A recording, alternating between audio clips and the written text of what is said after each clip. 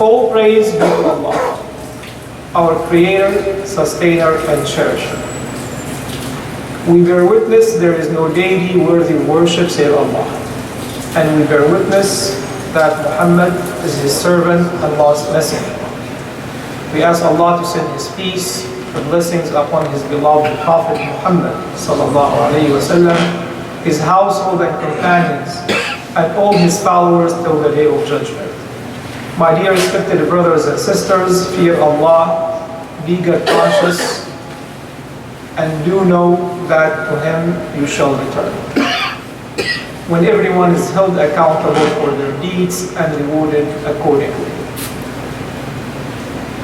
My dear respected brothers and sisters, in one of the beautiful advice of the Prophet ﷺ to one of the youth, one of the most prominent companions, his cousin Ibn Abbas, the Prophet ﷺ addressed him and gave him a small piece of advice that we need to remind ourselves of, because if we do fulfill its requirements, then it's a reason for us to survive in this life and the hereafter by the will of Allah.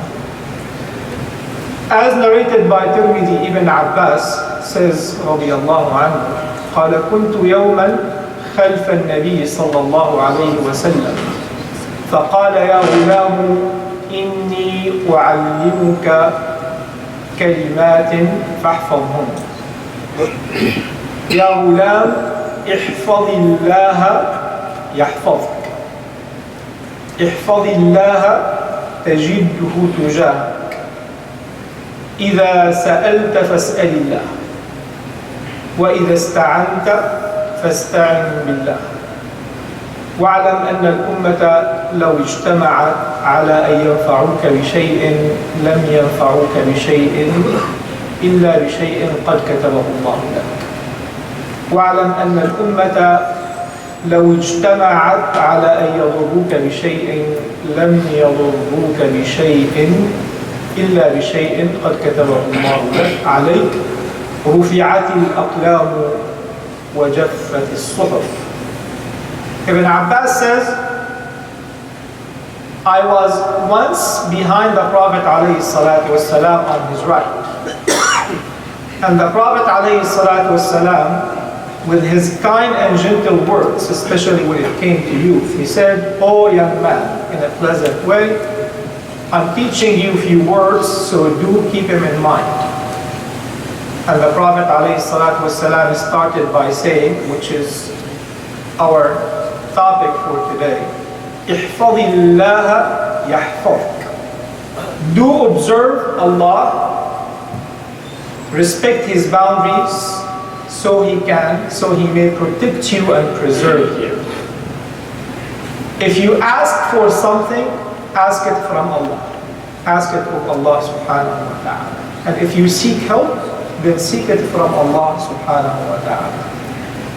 Do know that if the entire world, the entire people of the world gather to benefit you, they shall benefit you of nothing but with something that Allah subhanahu wa ta'ala has decreed for you.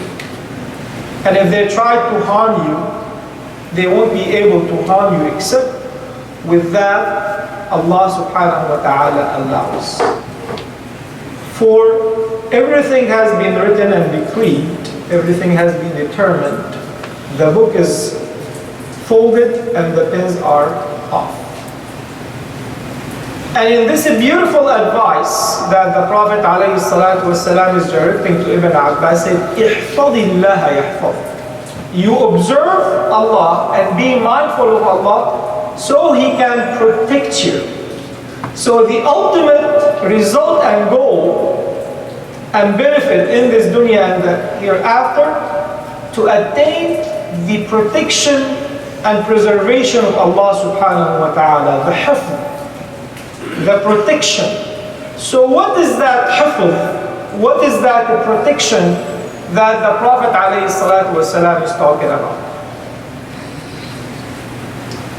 Allah subhanahu wa ta'ala in the Quran says, له معقبات من بين يديه ومن خلفه يحفظونه من أمر الله. Allah mentioned the meaning of this hifz, this protection in the Quran when He said, and for each person we have designated angels from his front and from his back to protect him and preserve him from the rules, from the commands of Allah subhanahu wa ta'ala. And this is the first type of hifz, that the angels, when you observe Allah, this is ihfadillah, so you can achieve that protection from Allah. Allah will designate angels to protect you physically from any harm, from any injury, from any mental problem, because the jinn and the shaitan can also afflict the person in different ways, and that hifz, that protection from the angels, can be achieved by observing Allah subhanahu wa ta'ala in the way that we're going to address shortly, inshallah. That hifz goes beyond that. The Prophet alayhi salatu wasalam used to say this dua, this supplication, Allahumma ahfadni an yamini wa an shimali wa min amami wa min khalfi wa a'udhu bi'azamatika an ubtala min tahti. Even the Prophet ﷺ sought this protection from Allah subhanahu wa ta'ala and taught us this dua in which he said, "O Allah, protect me from my right, from on my left, from the front, the back, and oh, I seek your protection that I'll be harmed or injured from below." And from above, that's where Allah subhanahu wa ta'ala mercies constantly come down on people, and this is where Allah subhanahu wa ta'ala Himself took care of that. That protection, again, does not or is not limited to your physical or your mental health, but goes beyond that.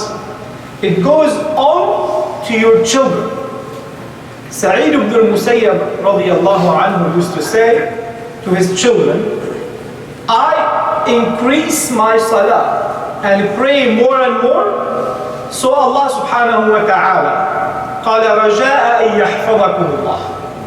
So may Allah protect you by the deeds of the Father.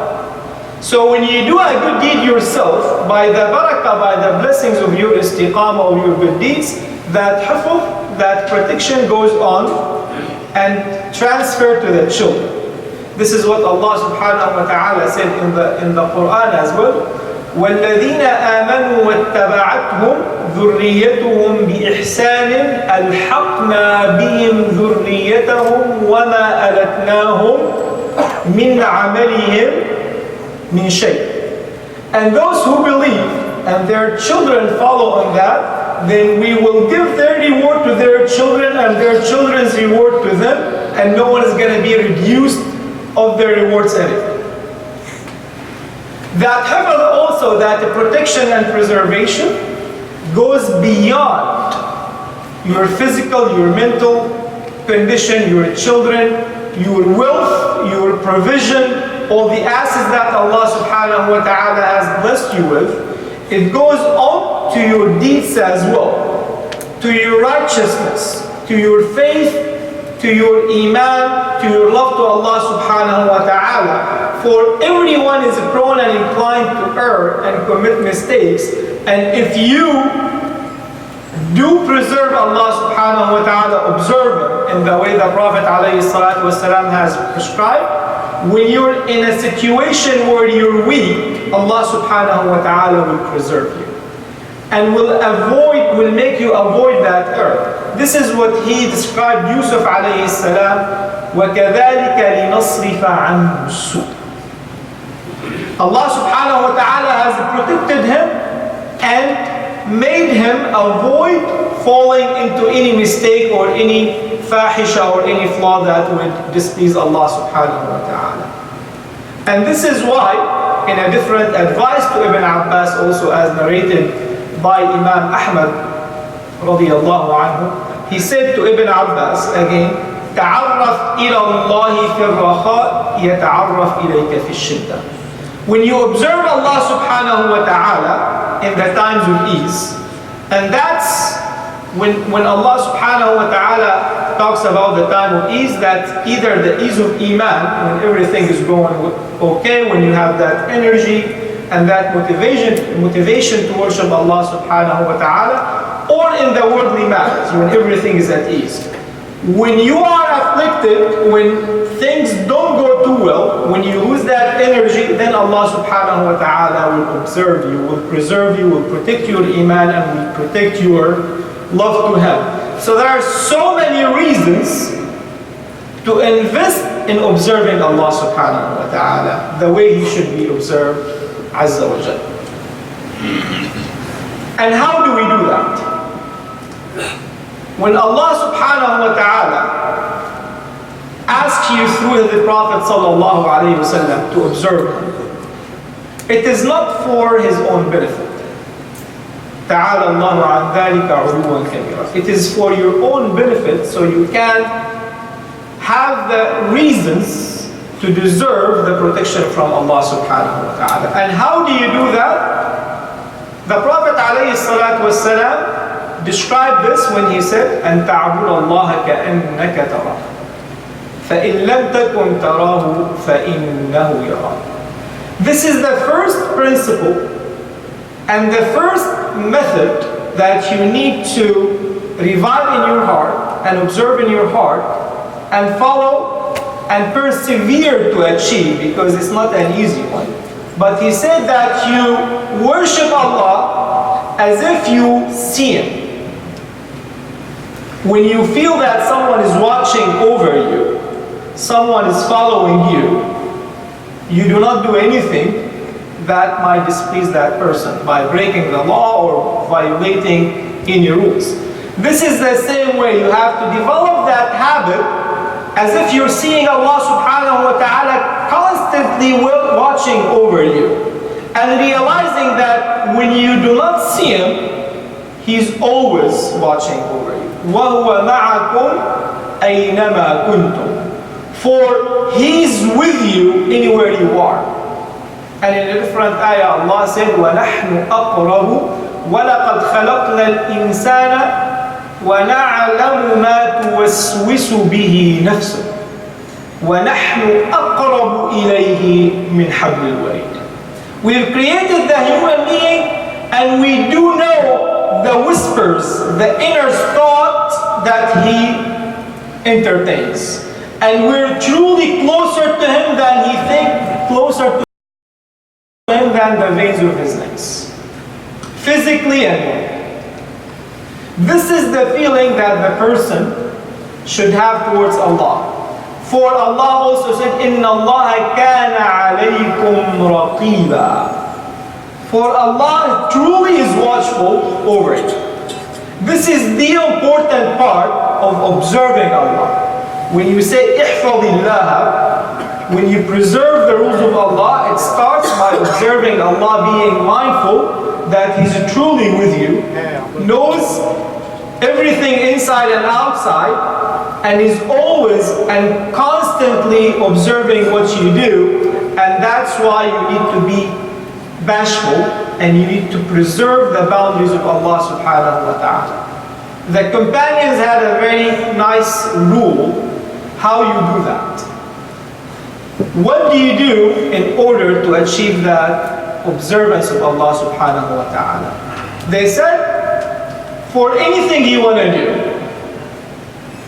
any act, any deed you want to do, see if you want to do it publicly.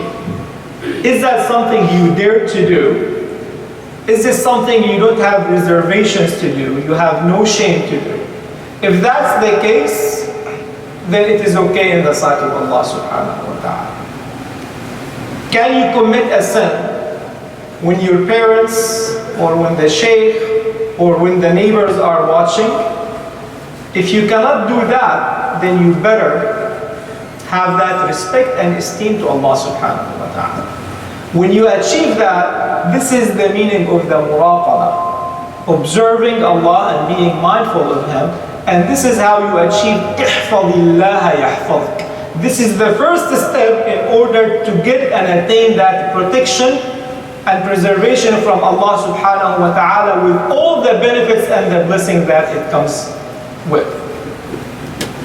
Then Allah subhanahu wa ta'ala also, أَلَمْ تَرَ أَنَّ اللَّهَ يَعْلَمُ مَا فِي السَّمَاوَاتِ وَالْأَرْضِ مَا يَكُونُ مِن نَجْوَى ثَلَاثَةٍ إِلَّا هُوَ رَابِعُهُمْ وَلَا خَمْسَةٍ إِلَّا هُوَ سَادِسُهُمْ وَلَا أَدْنَى مِن ذَلِكَ وَلَا أَكْثَرَ إِلَّا هُوَ مَعَهُمْ أَيْنَمَا كَانُوا ثُمَّ يُنَبِّئُهُم يَوْمَ الْقِيَامَةِ بِمَا عَمِلُوا.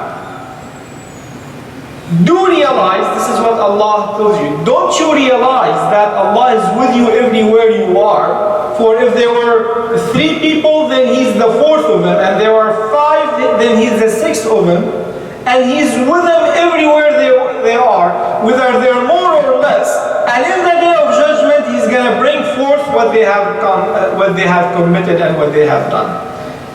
And Allah indeed knows everything. These meanings, this is the first step on how you achieve احفظ الله يحفظك. This is how you observe Allah subhanahu wa ta'ala. This is how you are mindful of Allah subhanahu wa ta'ala. And when you do that, then you get the preservation and the protection from Allah subhanahu wa ta'ala. Once that seed of muraqabah, of observing Allah subhanahu wa ta'ala is planted in the heart, it flourishes, and its fruits, its thimar, will be basically doing all what Allah subhanahu wa ta'ala has asked you to do, following His commands. الِئْتِمَارُ بِأَمْرِهِ سُبْحَانَهُ وَتَعَالَى. A lot of people focus on doing what Allah subhanahu wa ta'ala wants you to do, obeying Allah, and trying to have their kids do that, which is very important. But truly, this is only a fruit and a direct result of implanting the seed of observing Allah subhanahu wa ta'ala. That He's with you everywhere you are, all day long, and by implanting also the seed of love, because when you love Allah subhanahu wa ta'ala, and He knows He's there not just to watch you and punish you, He's there to protect you and surround you with His tenderness, with His kindness, with His gentleness, with His protection. This is why Allah is with you. And this is very important to explain to the children, meaning not just to scare them that, oh, Allah is going to punish you if you do that, this is why He's with you. No, He's always looking after you to take good care of you and protect you. But you have to love Him and you have to respect His boundaries.